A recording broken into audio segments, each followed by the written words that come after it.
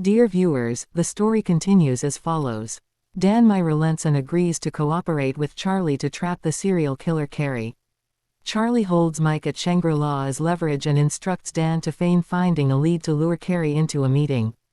Cary, who is secretly spying on Dan outside the hotel, returns Dan's call and forces him to meet at Phoenix Mountain Cemetery at night.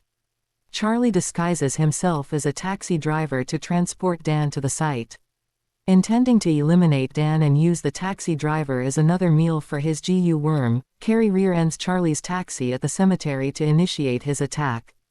Loyal viewers, please follow the story as it continues. Chapter 2881.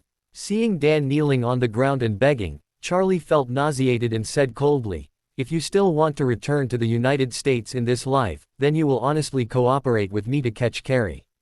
If I can catch him before he kills again, I will give you a chance to go back alive, otherwise, as I said, make plans to die in Aurous Hill." When Dan heard this, he naturally did not dare to refute or resist anymore, and the old Dan tearful said, "What Master Wade said is what I should do, my fate is." At this time, he had realized that Charlie in front of him was a figure he could not afford to provoke. Aside from anything else, King Hawa's ability alone is better than me, but he is respectful of him. From this, I can see that this person is definitely not a thing in the same pool. More importantly, this person is young but has the ability to make King Hawa 20 years younger. This level alone is far beyond my own knowledge. Although I don't know if he can kill Cary, but I know if I annoy him, he will definitely not make me feel better. On the phone, King Hawa couldn't help but sighed. "Oh my, you should have promised Master Wade, why bother to get this field now?" Dan was also very regretful. He thought to himself, "How do I know that he is the nobleman who gave you the great opportunity? If I knew it earlier, I would have nothing to do with what he asked me to do. Then I will cooperate with him well, maybe he will also give me one great opportunity. It's all right now, I just offended him like this. Now, instead of getting any benefits, I have to bite the bullet to cooperate. This is considered to be good cooperation with him.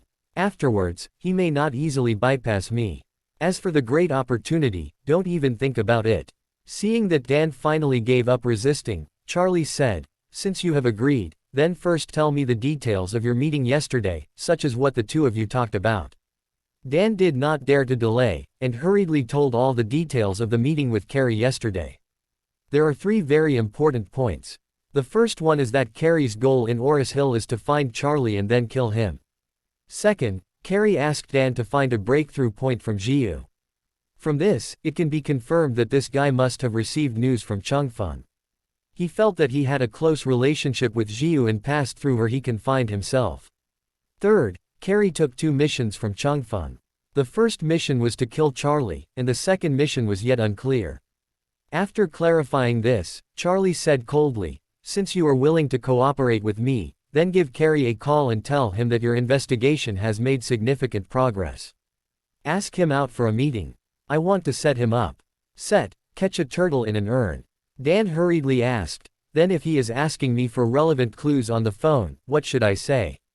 Charlie opened the mouth and said, "Simply, just say that you want to talk to him face to face to give him this relevant clue." Dan asked again, "What are the specific conditions?" Charlie said indifferently, "You say that it is too easy for him to make money. You have tossed over at such an age and spent a few days in Aurous Hill. It is much harder than his efforts, so you hope to get a certain share from him as compensation." Dan nodded, but said nervously, "Master Wade, you may not understand the person Cary. This person is extremely cruel. The last time he asked me to meet at Phoenix Mountain Cemetery, he made it clear that he wanted to give me a good start. If I negotiate terms with him at this time and want to divide the money in his hand, then he will definitely make a bad move." Charlie said, "Don't worry. Although I am a little shameless about your behavior, I am not going to use your life as bait.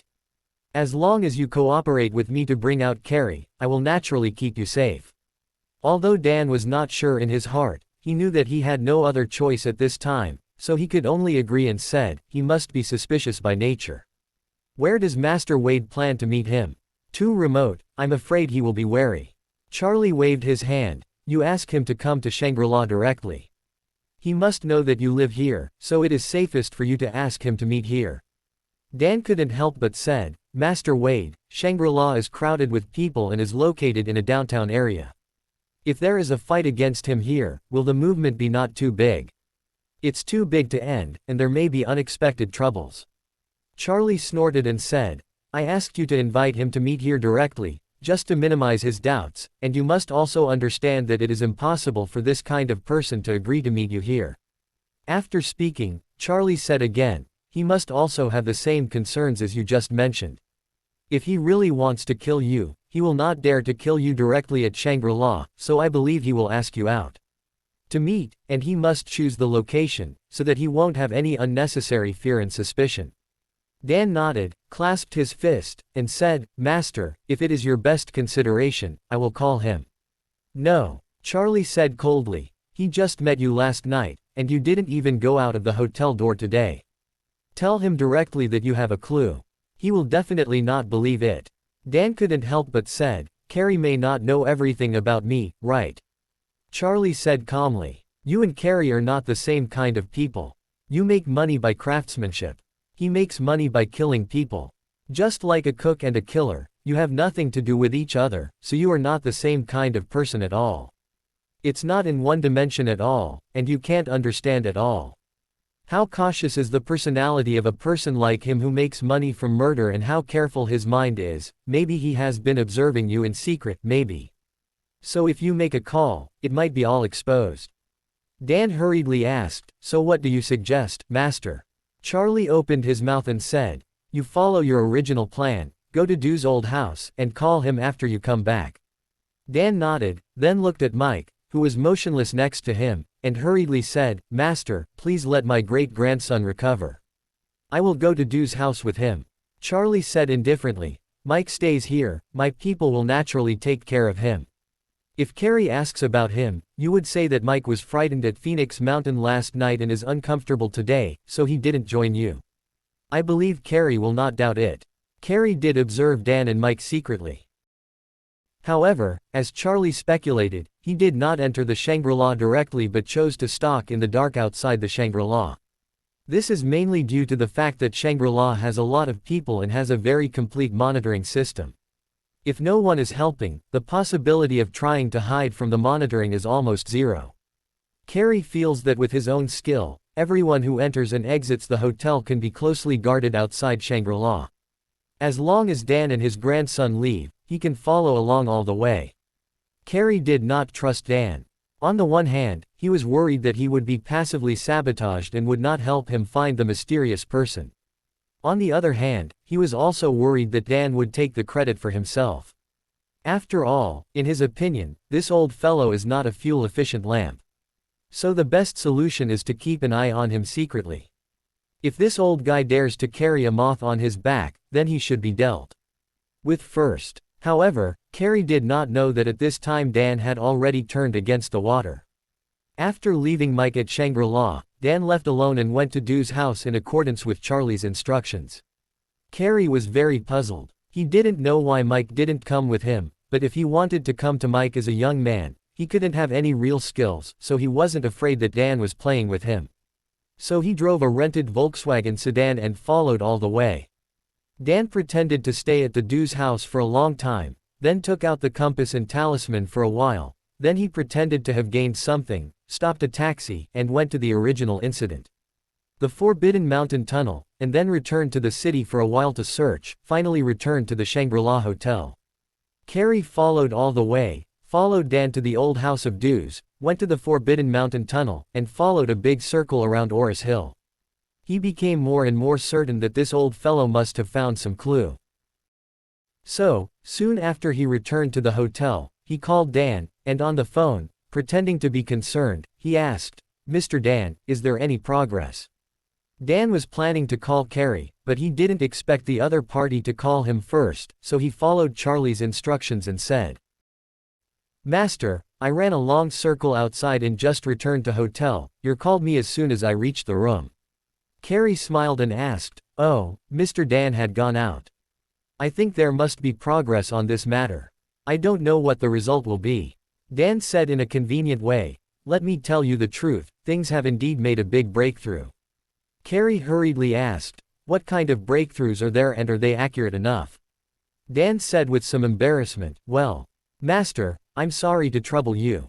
I can't say clearly on the phone. Cary said displeased. What's so hard to say about this? You can tell me the clues directly, and I will find out and kill that person, so that you and I can go back to life like Mr. Su. Dan chuckled and said, Master, I'll just say something straight. I can tell you the clue, but I have a small condition. Cary's tone suddenly became cold, and he asked, why? Now that you have some clues, you want to negotiate terms with me. Mr. Dan, don't forget, find that mysterious person. This is your business, and it's my job to kill the mysterious man. You do your job and want to negotiate terms with me. Dan smiled and said, Master, as the saying goes, people are not for themselves, and the heavens are destroyed. I came all the way to China to make some money. After all, I have never done this kind of harm to the world before. Maybe for the rest of the day I will be conscientious, so I have to make more money to make up for myself. After speaking, Dan said again, I have been to China with Mike for several days. I have been looking for various possible clues before, and there is indeed a lot of hard work. Speaking of this, Dan turned around and said, but, Master, you have just come to Aurous Hill. If I give you the clue today, maybe you will kill that person tonight, and then you can pat my boo.tt to give credit. The money is gone. In contrast, my money is indeed much harder than yours. Cary asked coldly, Mr. Dan, listening to what you mean, it seems that you want to share some money with me. Dan smiled and said, oh, Master, I don't mean that. I just want to meet you and have a chat to see how much you take from the Su family alone, and how much we too take from the Su family. Then combined with the time we came to Aurous Hill and the time you came to Aurous Hill, let's calculate a fair and proper amount for the three of us.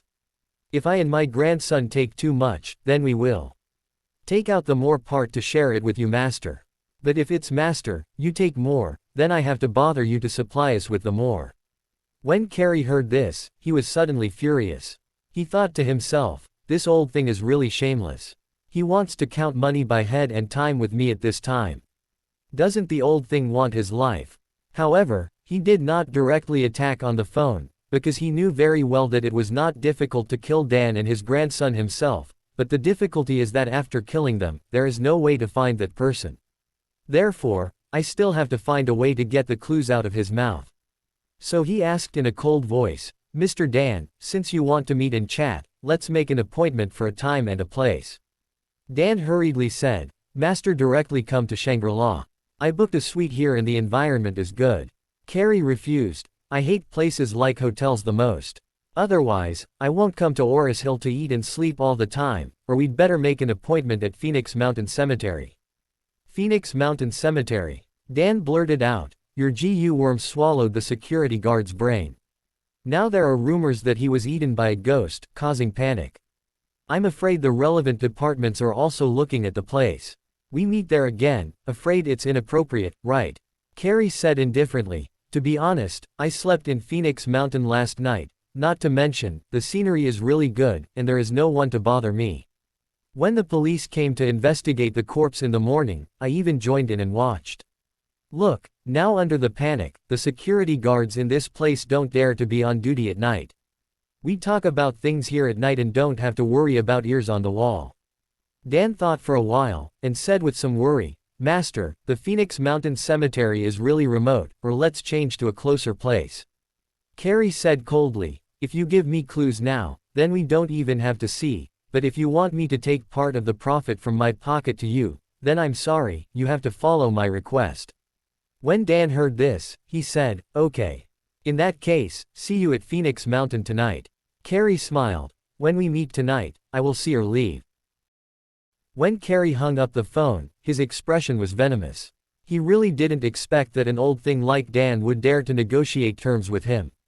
Just as he was feeling resentful, something suddenly tumbled in his arms. He hurriedly reached in and took out his natal Zhiyu worm from his arms.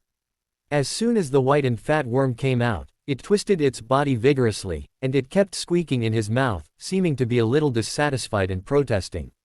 Cary touched it, while comforting, don't worry, I know you didn't eat enough last time. Don't worry, I have prepared 2 meals for you tonight, and you will definitely fill your stomach tonight.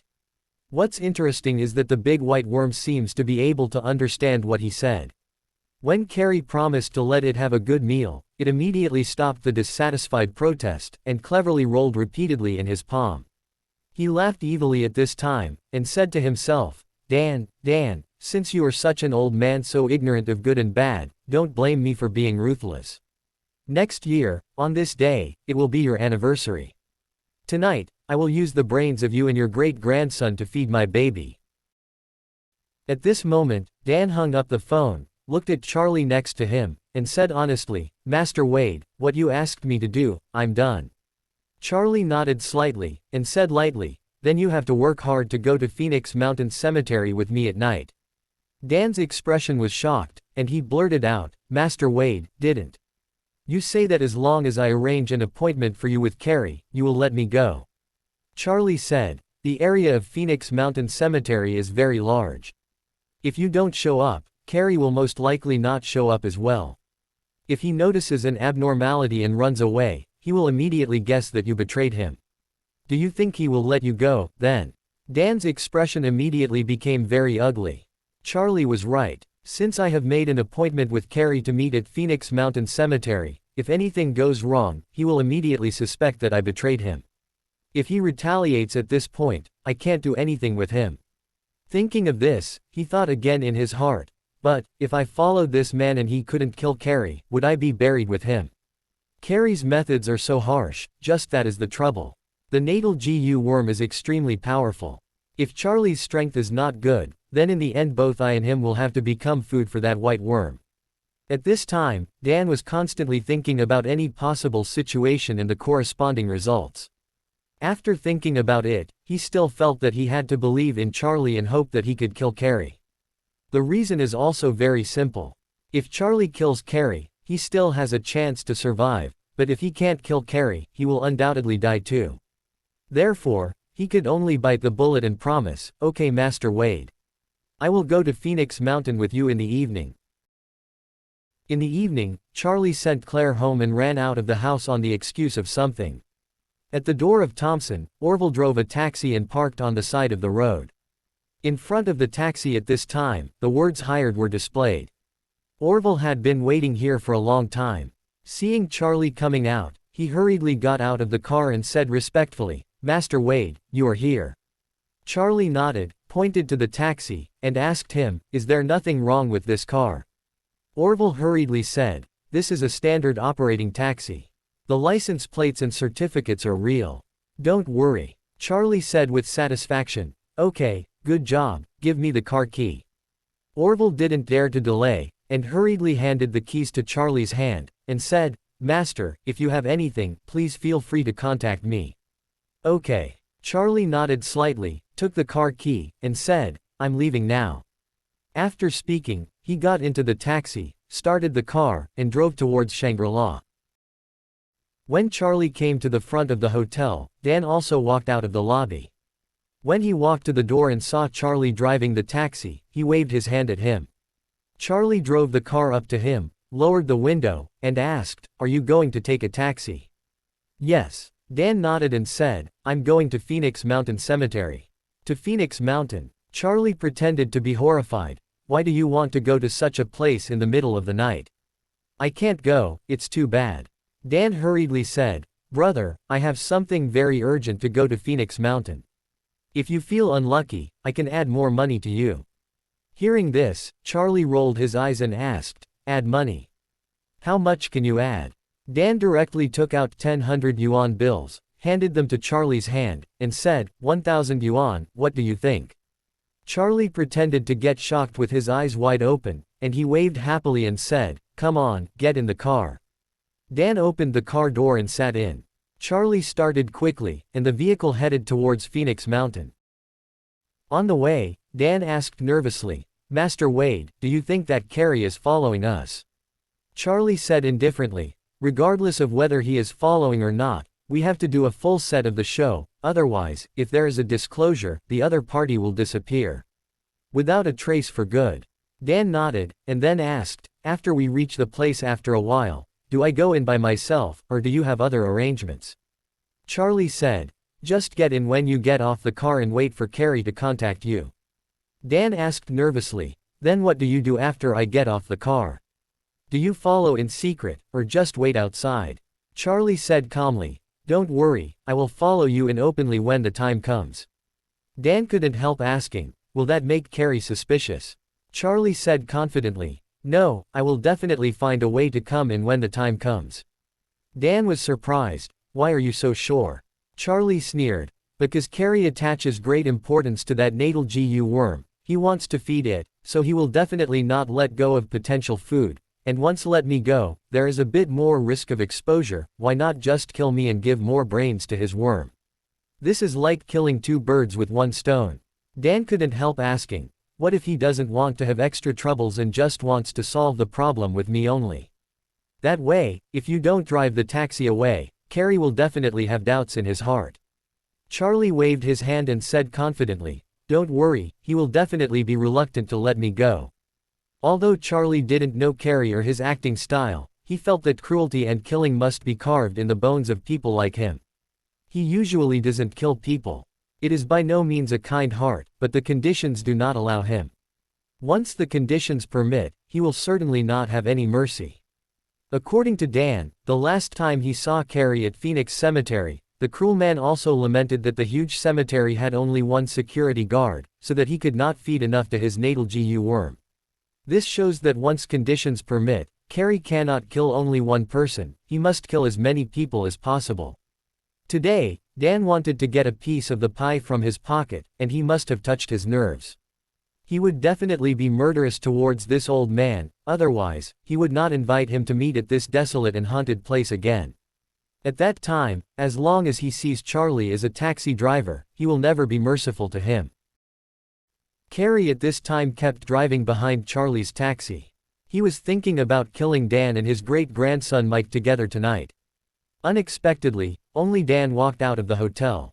Seeing that he got on a rental car, Cary had made up his mind to kill the taxi driver as well, so that he could feed his natal Zhiyu worm, otherwise, it would only have to eat the bad old man Dan. It's not enough for his starved natal Zhiyu worm. And he has made up his mind. When Dan arrives at Phoenix Mountain by car, he will not talk nonsense with him at all. First, kill the driver, and then force Dan to give specific clues. After Dan explains clearly, he will end his life too. Cary didn't put the elderly Dan in his eyes. He knew that Dan had only learned feng shui mystery for a lifetime and was not proficient in killing. Besides, he was too old to be his opponent. As for the taxi driver who stopped casually, he was even less worried. Not to mention an ordinary driver, even a well-trained special soldier, or a master of internal boxing, has no chance of winning in front of his Zhiyu worm. In his eyes, such an ordinary person is nothing more than the ration of a day for his beloved pet. When Charlie drove out of the city, he had already found a Volkswagen sedan that was always separated from him by a few cars and following him all the way. He also guessed that the person sitting in that car should be Cary. However, he did not make any response, as if he hadn't seen him, went straight to the Phoenix Mountain Cemetery. At this time, the cemetery, as Cary said on the phone, has long since become desolate. The previous case of the security guard being drained of brains has not been solved. The entire Phoenix Mountain Cemetery operation team is panicking, so it is also no longer sending people to watch the night. Cary saw Charlie's taxi enter the winding road of Phoenix Mountain Cemetery, so he turned off the lights and followed directly. The taxi drove halfway up the mountain. Charlie parked the car at the entrance of the cemetery. Dan said to him nervously, "Master Wade, then I will get off first. Please be careful and don't leave me alone to face the wrath of Cary." Dan was extremely nervous. He was afraid that Charlie's lack of ability or the inability to take care of himself would cost his life today. Charlie said calmly at this time, "You get out of the car first, Cary will be behind, and you will find him soon. As long as you follow my instructions, I can naturally keep you safe." Dan gritted his teeth and nodded. Even if he didn't trust Charlie, he didn't have any other choice at this time, he could only bite the bullet and walked out of the taxi. At this moment, Cary drove the Volkswagen car quickly up the mountain. Seeing that Dan had gotten out of the car, He kicked the accelerator and drove into the rear of Charlie's taxi. With a bang, Charlie's taxi was knocked out a few meters away. He waited for the car to stop, and got out of the car pretending to be angry. He shouted at the Volkswagen behind him, "Are you crazy in this broken place at night? Can you rear end only with my car?" The door of the Volkswagen behind was suddenly pushed open, and a man full of a sullen body pushed the door and walked down, watching Charlie sneer, "Young man, don't be so angry." Charlie questioned angrily, "You knocked me down and asked me not to get angry." Cary smiled gloomily and said, "When a person gets angry, his brain is easily congested. This blood-filled brain is like pork without bloodletting, it's not delicious." Charlie yelled, "Damn, are you mentally ill?